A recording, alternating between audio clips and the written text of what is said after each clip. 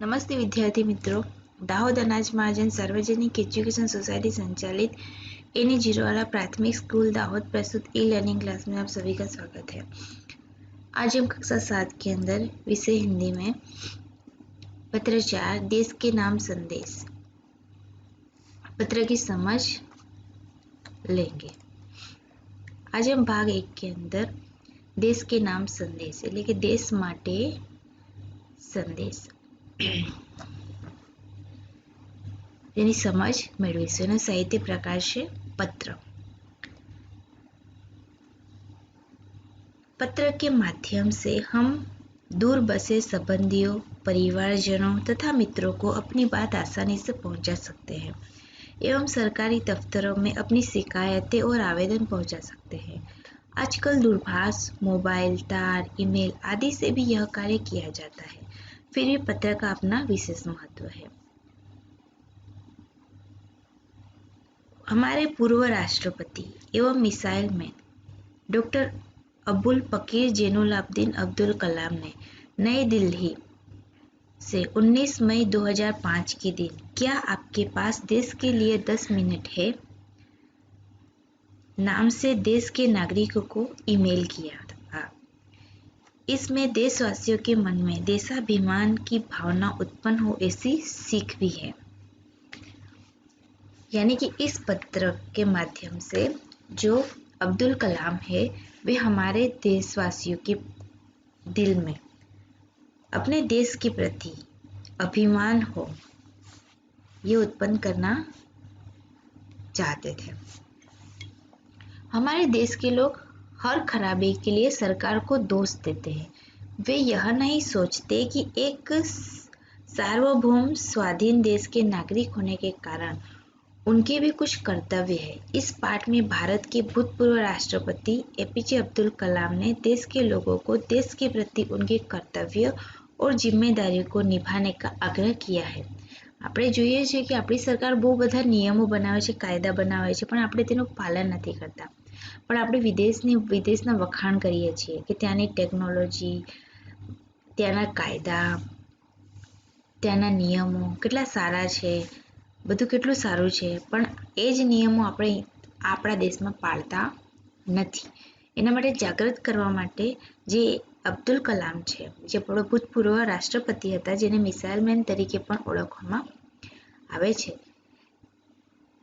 તેમણે દેશવાસીઓને 19 મેના રોજ એટલે કે 2005માં એક ઈમેલ છોડ્યો હતો અને કહ્યું હતું કે એક પ્રશ્ન પૂછ્યો હતો કે क्या आपके पास देश के लिए 10 मिनट है।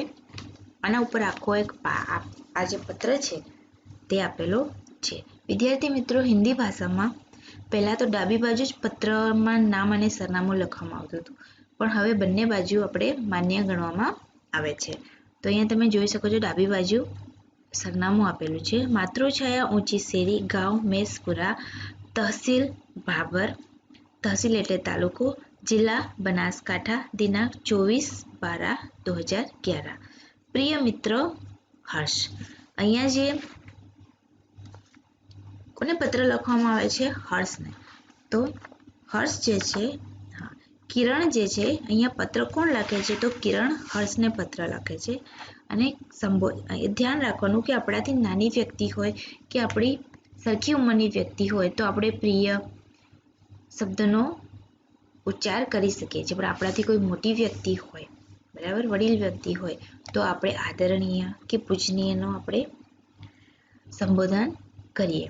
तो यहाँ कहते प्रिय मित्र हर्ष, नमस्ते, मैं यहाँ सकुशल हूँ, आशा है वहाँ सभी सकुशल होंगे। એટલે કહે છે કે હું અહીંયા કુશળ છું, આશા રાખું છું કે ત્યાં પણ બધા कुशल હશે। तुम्हारा खत मिला, पढ़कर खुशी हुई। मैंने डॉक्टर अब्दुल कलाम का देशवासियों के नाम भेजा गया एक ईमेल पढ़ा, वही तुम्हारे लिए प्रेषित कर रहा हूँ। તે કહે છે કે તારો પત્ર મળ્યો, વાંચીને આનંદ થયો। મેં ડૉક્ટર અબ્દુલ કલામનો દેશવાસીઓને મોકલેલો ઈમેલ વાંચ્યો, તે તારા માટે મોકલી રહ્યો છું। डॉक्टर कलाम अपने देश संदेश की शुरुआत में ही पूछते हैं, क्या आपके पास अपने देश के लिए 10 मिनट का समय है? प्रश्नार्थ है यहाँ। यदि हाँ तो इसे पढ़िए वरना मर्जी आपकी। इसके बाद वह देश के लोगों की सोच बताते हुए कहते हैं કે ડૉક્ટર કલામ જે છે પોતાના સંદેશની શરૂઆતમાં જ પૂછે છે કે શું તમારી પાસે પોતાના દેશ માટે 10 મિનિટનો સમય છે? જો છે તો આ વાંચો, નહીં તો તમારી મરજી। એ પછી તેઓ દેશના લોકોની વિચારધારા એટલે કે વિચારસરણી શું છે, આપણે શું વિચારીએ છીએ, બરાબર, આપણા દેશ માટે, સરકાર માટે, તે અહીંયા અબ્દુલ કલામ પોતાના ઈમેલમાં લખે છે કે આપ કહેતે હૈ હમારી સરકાર નિકમ્મી है। એટલે લોકો શું કહે છે, શું વિચારે સરકાર માટે? તો કહે છે કે તમે કહો છો આપણી સરકાર નકામી છે। આપ કહેતે હમારે કાનૂન પુરાને પડ ગए हैं। તમે કહો છો કે આપણા કાયદા કેવા થઈ ગયા છે, જૂના થઈ ગયા છે। આપ કહેતે हैं નગરપાલિકા કચરા નહીં ઉઠાતી। તમે કહો છો નગરપાલિકા કચરો નથી ઉપાડતી। આપ કહેતે हैं फोन काम नहीं करता। रेलवे मजाक बन गई है। एयरलाइन दुनिया में हमारी सबसे खराब है। चिट्ठी अपनी मंजिल तक नहीं पहुंचती। તમે કહો છો ફોન કામ કરતા નથી, રેલવે મજાક બની ગઈ છે, દુનિયામાં આપણી જ એરલાઇન્સ સૌથી ખરાબ છે, પત્ર તેમના સરનામે પહોંચતા નથી। આપ કહેતે हैं और कहते ही रहते हैं। એટલે કે કહે છે કે તમે કહો, બોલો છો અને બોલ્યા જ કરો છો। आपने इस बारे में क्या किया? એટલે આપણે એ વિશે શું કર્યું? આપણે સરકારને જે બધી બાબતમાં જવાબદાર ગણીએ છીએ તો આપણે એના માટે શું કરીએ છીએ? फिर राष्ट्रपति ने कहा, मान लीजिए एक व्यक्ति सिंगापुर जा रहा है। उसे अपना नाम दीजिए, उसे अपनी शक्ल भी दे दीजिए। એટલે એક વ્યક્તિ ક્યાં જઈ રહ્યો છે? વિદેશ, બરાબર, સિંગાપુર જઈ રહ્યો છે, બરાબર। તમે તેને તમારું નામ પણ આપી દો, તેને તમારો ચહેરો પણ આપી દો। आप दुनिया के सर्वश्रेष्ठ हवाई अड्डे पर उतरते हैं। તમને ખબર હશે સિંગાપુર જે છે એ દુનિયાનું સૌથી સર્વશ્રેષ્ઠ એરપોર્ટ છે। सिंगापुर में आप अपने सिगरेट का टुकड़ा सड़कों पर नहीं फेंकते और स्टोर में खाते भी नहीं है। અહીંયા કહે છે કે તમે દુનિયાના સર્વશ્રેષ્ઠ વિમાન મથક પર ઉતરો છો। સિંગાપુરમાં તમે પોતાની સિગરેટનો ટુકડો સડકો પર કે રોડ પર નથી ફેંકતા અને રેસ્ટોરન્ટમાં ખાતા પણ નથી। आपको उनके भूमिगत संपर्कों पर रस्क महसूस होता है। रस्क मतलब ईर्षा। કે છે કે તમને તેના ભૂમિગત ત્યાં જઈને તમને શું થાય છે? ઈર્ષા થાય છે કે આપણો દેશ આવો કેમ નથી। आप शाम 5 से 8 बजे के बीच आचड़ रोड पर कार चलाने का टोल टैक्स तकरीबन 60 रुपये भुगतान करते हैं। तकरीबन એટલે કે લગભગ, બરાબર, લગભગ આપણે કેટલા રૂપિયા આપી દઈએ છીએ?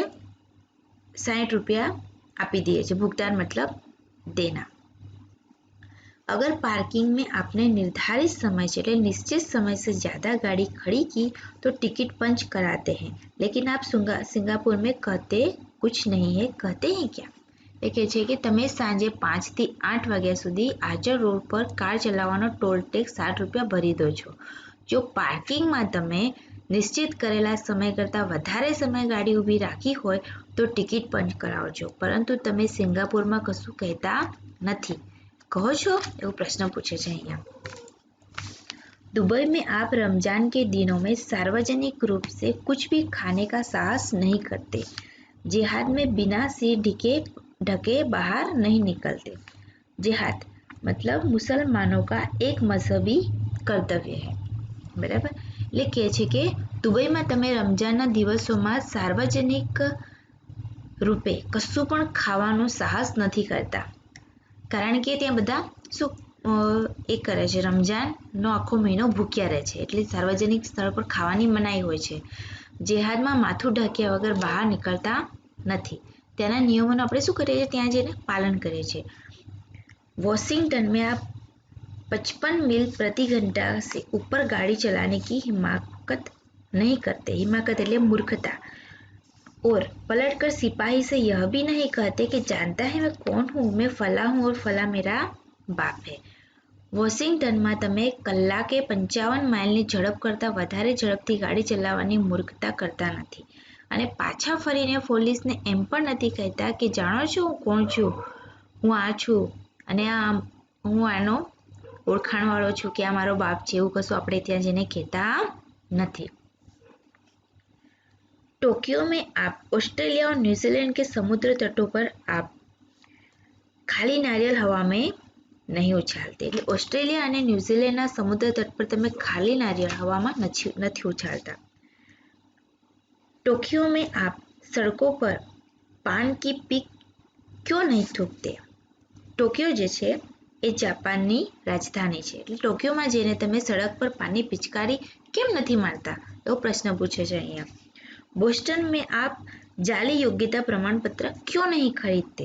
એટલે કહે છે કે બોસ્ટનમાં જઈને તમે નકલી योग्यता प्रमाण पत्र કેમ નથી खरीदता? डॉक्टर कलाम बीच में याद दिलाते हैं मैं आप ही के बारे में बात कर रहा हूँ सिर्फ आपके। હું તમારા જ વિશે વાત કરી રહ્યો છું, ફક્ત તમારા વિશે। એટલે અહીંયા ડૉક્ટર કલામ આપણા દેશમાં રહીને આપણે જે કરીએ છીએ અને વિદેશમાં આપણે અમુક સમય માટે ફરવા જઈએ છીએ તો પણ તેમના કાયદા કાનૂનનું પાલન કરીએ છીએ જે આપણા દેશમાં આપણે કરતા નથી અને ત્યાં જઈને ઈર્ષા કરીએ છીએ કે આપણો દેશ આવો કેમ નથી, તેની વાત અહીંયા કરવામાં આવી છે। તો કહે છે કે એ બધા માટે કોણ જવાબદાર છે? ફક્ત આપણે જવાબદાર છીએ। વિદ્યાર્થી મિત્રો, આગળનો પાઠ આપણે પછીની વિડીયોમાં જોઈશું।